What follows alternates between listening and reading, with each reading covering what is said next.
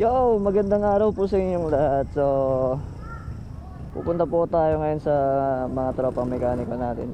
So, magpapa-engine refresh tayo. So, sa engine refresh guys, ang ginagawa sa mga kargadong unit kagaya natin is yung engine, tsaka yung block is chine-check kung okay pa ba siya gamitin. Yung piston, yung valve, nililinis, overall cleaning. So, hanggang carburetor yon. Tapos chine-check yung mga allowances kung okay pa ba, yung mga clearances, yan. So yun yung part ng ng engine refresh. So ngayon ang upgrade natin this 2024 is minimal lang. So ang pinalit ko dito ngayon sa kanyang ignition is yung kay Sir Ellery, yung Q-Tech, yung hybrid niya na pang touring set. Yan. The next, ignition coil. Tapos meron tayong Racing Monkey, racing valve, light and valves triangle. Yan. Ang size nito guys is 5mm since meron tayong genuine na Yamaha valve seals. Yan. Tapos meron tayong bit na 3.0 na sun valve spring. Yan. Tsaka meron tayong extra rocker arm in case na palitin na si rocker arm nito, pero titignan pa natin kung ano mangyayari mamaya. So yun lang yung natin, yung updates kay Pepper. Then next, yan, naka JBT B3 exhaust, adjustable pa rin tayo. So same set pa rin nung mga nakaraang taon. So nagpalit lang tayo ng big disc, yan yung 220mm. So update ko lang kayo dito guys. So maganda yung braking system nito guys. So lahat ng pads nito abot na abot hanggang dito sa may taas. So the best yung yung pag-upgrade ng disc. May din yung preno niya. So magre-rely din kayo sa dito kung gaano kalakas magbigay yung brake master nyo. Shoutout kay Sir Wilmer Tadeo.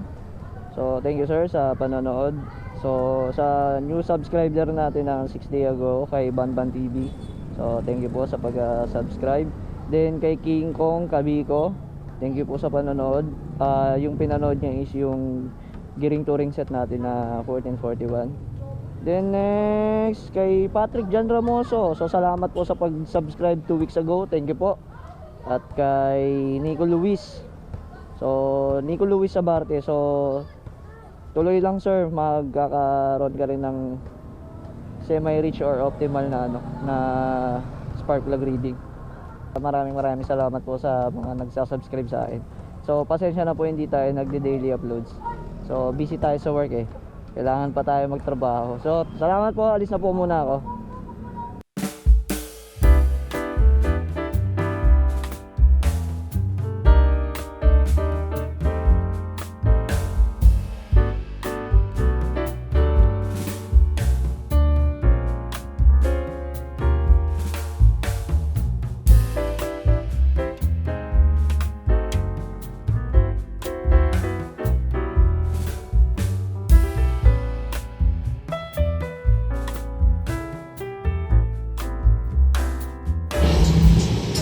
So sa mga gusto mong pa-maintenance, dito kayo pumunta sa NEMS Motor Parts Accessories. So ang location nito guys ay sa Taguig. So malapit to sa may Monterey Pasay. So makikita nyo na kagad sa harapan. So yan.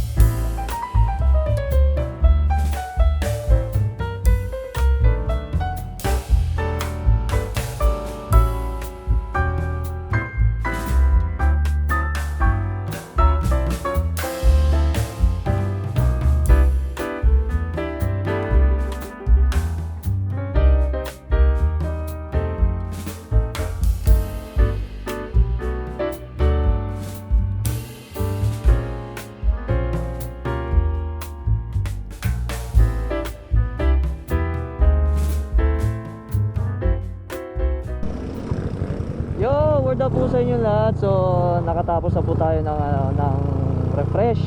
So break-in period pa rin po tayo. So kahit na fit yung mga nakalagay dito sa internal, so basta bago kayong refresh, need nyo pa rin mag break-in. So hindi basta-basta piga lang kayo ng piga. So antayin nyo muna lumapat yung mga bagong adjustment nyo dun sa makina para ma-ensure na okay yung yung kabit.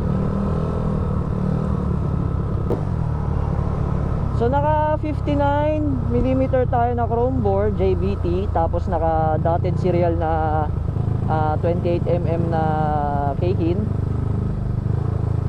Sorry, di makapagsalita ng dire-diretso, matraffic, baka mamaya may biglang lumusot.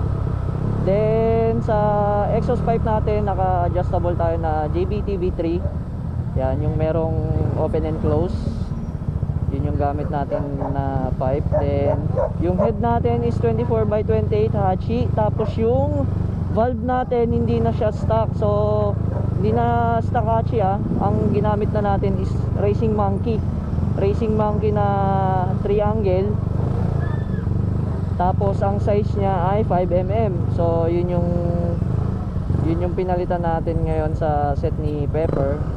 Hindi pa rin naka port and polish tong head natin guys, kasi wala naman tayong extra head. So kung meron man, papa port and polish natin kay Kedo.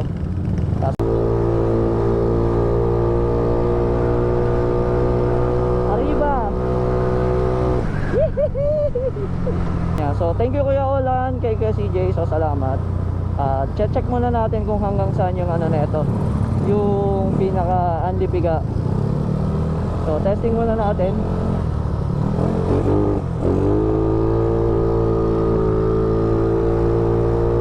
Ngayon pa lang napasok yung gas.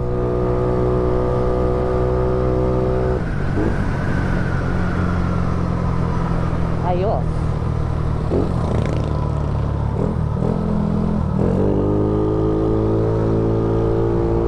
Kulang lang siya sa pasok ng gas, yung response ng carb. Later 3 days ko pa makuha kasi nagsi-situational adjustment tayo, hindi naman. So ito lang, full run lang muna.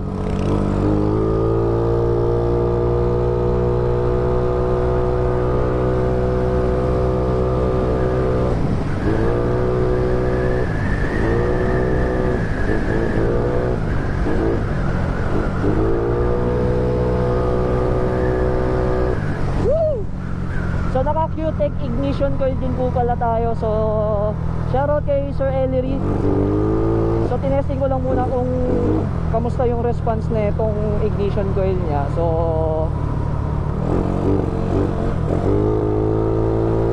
far wala pa naman ako nakikitang problema, kasi good start naman siya. Mababa lang yung menor. So need pa ng retuning sa carb. Tingnan nyo guys, pag binitawan ko to, mamamatay to. See? Kailangan pa niya kasi ng proper tuning. Yon. Pero nag-go one click naman siya. Nabasa. Let's go.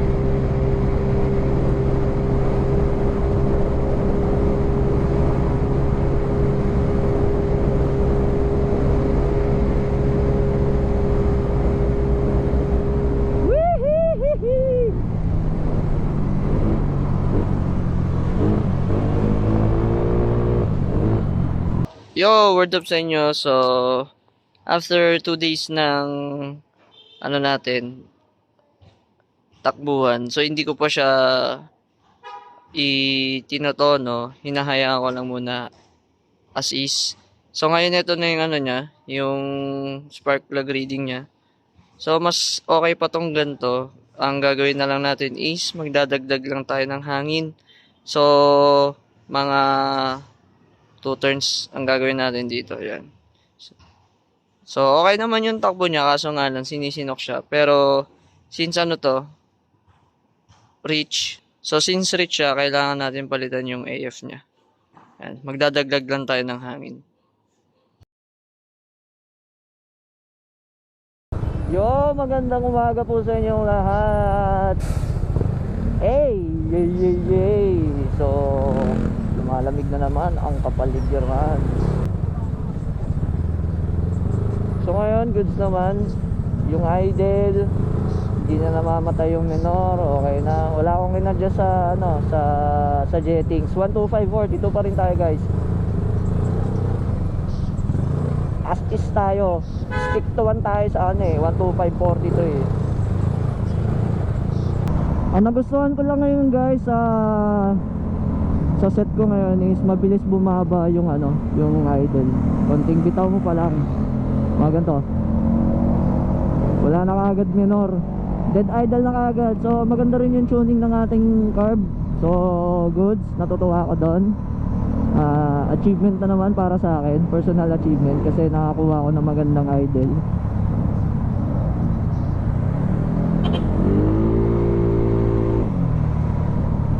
Nice naman. Good.